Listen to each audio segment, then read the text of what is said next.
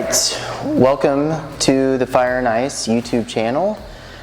Today we're going to talk about resistance bands, the different types of resistance bands, and how you can incorporate them into your workout routine.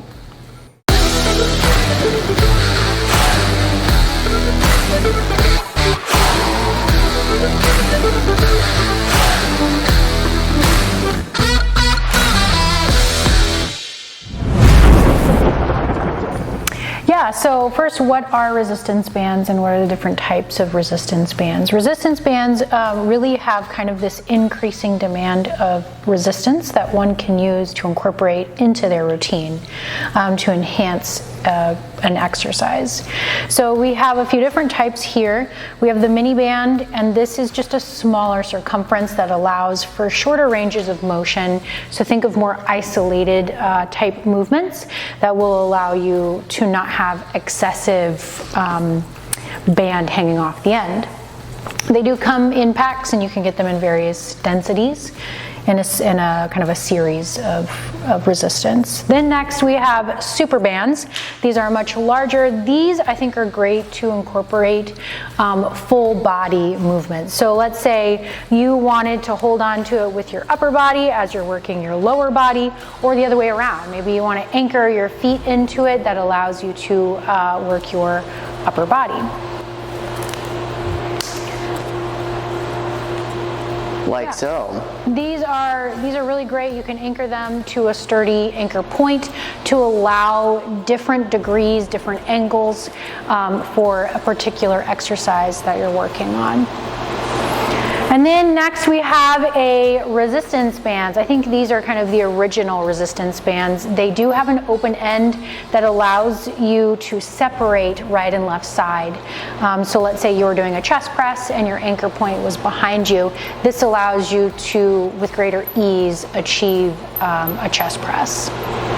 Yeah, there you go. So very similar to a super band, you can just use this for nice ways to activate your muscle. So just, small movements that if you're going to do a shoulder day or whatever and you want to just get them going, get that metabolic activity going, you can do quick, short movements and you get to dictate the intensity.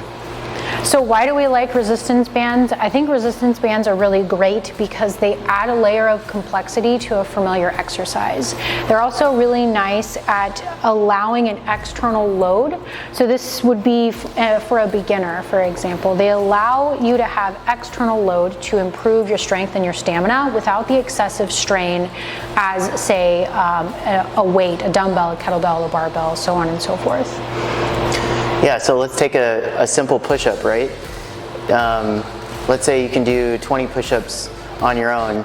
You can just add this to your back and add a little bit more resistance as you're going through the push-up. And it's a better solution than, say, if you don't have like a bench press or something like that, you can add resistance to just body weight movements, which is a great additive for people that want to do a workout at the house, or maybe there's no bench press available at the gym and they just want to work out their chest. Another thing that you could use resistance bands for is neurofeedback. So there are plenty of times where we get very comfortable and familiar with a particular movement pattern or technique or a default method. So another great thing that resistance bands could be used for is making us more aware of the movement pattern, trying to reinforce an efficient movement pattern or trying to work out an inefficient or unsafe movement pattern. So let's say, taking your push-up example, let's say your elbows just have a terrible habit of flaring out. So you might put a light resistance band around your elbows to remind yourself to hold your arms closer to your body and keep us honest on how we are actually performing the exercise. Great. So this is a good way also to accelerate your training from, say, a beginner to an advanced trainer. You're going to find new and interesting ways to activate and to metabolically burn some of those calories off that maybe are a little troublesome when you're just in there waiting from set to set, trying to just get that metabolic pump.